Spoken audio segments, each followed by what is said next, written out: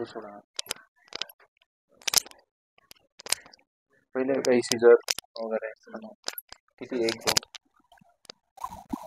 पहिलं दुखत आहे ना आणि हाताला मग यायचा हात जड पडतो. आता तुम्हाला 6 महिन्यात झाले. त्याच्यामुळे पाहिजे ती प्रॉपर ट्रीटमेंट आहे ना याच्यावर नाही करू शकतो. आता तुमच्या मानेमध्ये ते C4 C6 मध्ये गॅप आहे. या ठिकाणी गॅप पडून तुम्हाला कमीत कमी 2 ते 5 वर्ष झाली. पण याच्यातलं जे कार्टिलेज आहे आता ते फाटून बाहेर आलं 5-6 महिन्यापूर्वी. म्हणून याच्यातली ती गादी बाहेर आल्यामुळे डिस्क खाली सोडून भरपूर दिवस झाले, पण दुसऱ्या दिवशी गादी फाटून बाहेर येते. आणि इथून इजी नसती ब्रेनला, छातीला, पाठीला, शोल्डरला, हाताला कनेक्ट. म्हणून या गोष्टी झोपली हात जड पडतो, रग लागती, बधीर पडतो, कळ लागती, मग याचा या हाताला ताकद कमी त्याच्यापेक्षा तुम्ही याच गोष्टी जास्त झोपता.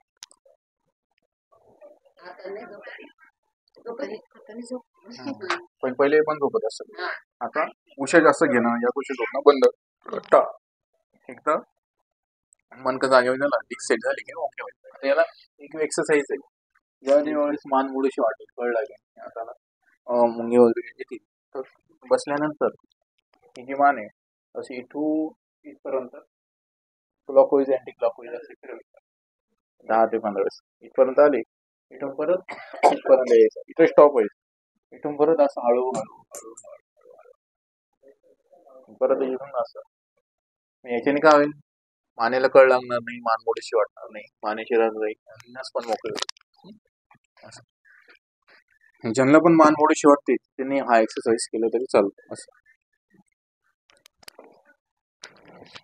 किती एक दोन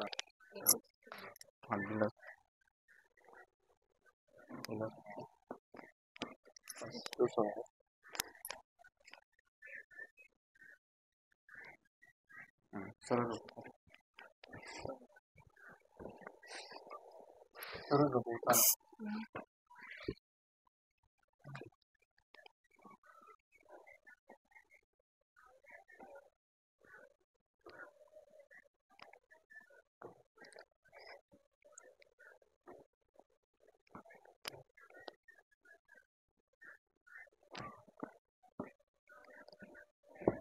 हा एक्सरसाइज केलं तरी चालतं. असं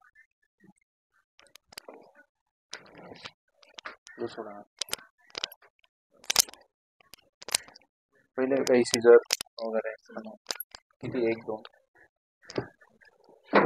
भरलेलं वाटतं.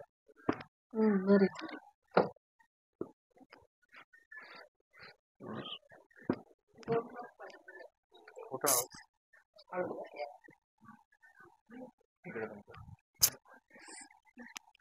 योगिता